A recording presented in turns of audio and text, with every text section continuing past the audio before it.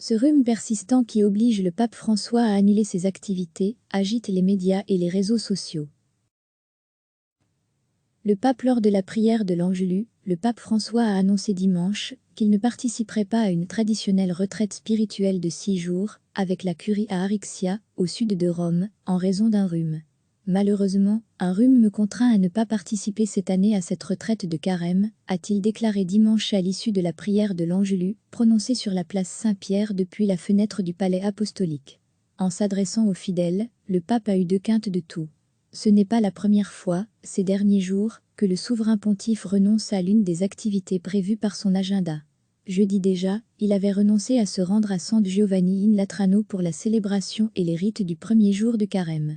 Il en avait fait de même vendredi, lorsqu'il avait annulé toutes les audiences prévues après la traditionnelle messe matinale. Une attitude dont le pape François n'est pas coutumier. En ces temps de coronavirus, la nouvelle ne passe pas inaperçue même si les communiqués officiels se veulent rassurants et continuent à parler de rhume saisonnier. George Mario Bergoglio, le pape François donc, a en effet eu de graves problèmes pulmonaires, dans sa jeunesse entraînant l'ablation d'un poumon en 1957. Cette particularité avait impacté la santé du pape François au point de devenir une question importante lors du conclave ayant mené à son élection. Comme souvent sur les réseaux sociaux, les rumeurs enflent bien plus rapidement que les vérifications. Cela a notamment été le cas sur Facebook, où de nombreux posts faisaient état d'une communication émanant du Vatican et reconnaissant que le souverain pontife avait été testé 2 fois positif. Une information, vérifiée, infirmée et par la suite effacée par Facebook. Recevez chaque matin l'essentiel de l'actualité. Le pape François a annoncé dimanche qu'il ne participerait pas à une traditionnelle retraite spirituelle de 6 jours avec la curie à Arixia, au sud de Rome, en raison d'un rhume. Malheureusement, un rhume me contraint à ne pas participer cette année à cette retraite de carême, a-t-il déclaré dimanche à l'issue de la prière de l'Angelus, prononcée sur la place Saint-Pierre depuis la fenêtre du palais apostolique. En s'adressant aux fidèles, le pape a eu 2 quintes de tout. Le pape lors de la prière de l'Angelus. Santé fragile, ce n'est pas la première fois, ces derniers jours, que le souverain pontife renonce à l'une des activités prévues par son agenda.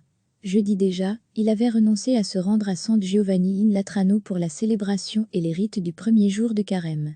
Il en avait fait de même vendredi, lorsqu'il avait annulé toutes les audiences prévues après la traditionnelle messe matinale. Une attitude dont le pape François n'est pas coutumier. En ces temps de coronavirus, la nouvelle ne passe pas inaperçue même si les communiqués officiels se veulent rassurants et continuent à parler de rhume saisonnier. George Mario Bergoglio, le pape François donc, a en effet eu de graves problèmes pulmonaires, dans sa jeunesse entraînant l'ablation d'un poumon en 1957. Cette particularité avait impacté la santé du pape François au point de devenir une question importante lors du conclave ayant mené à son élection.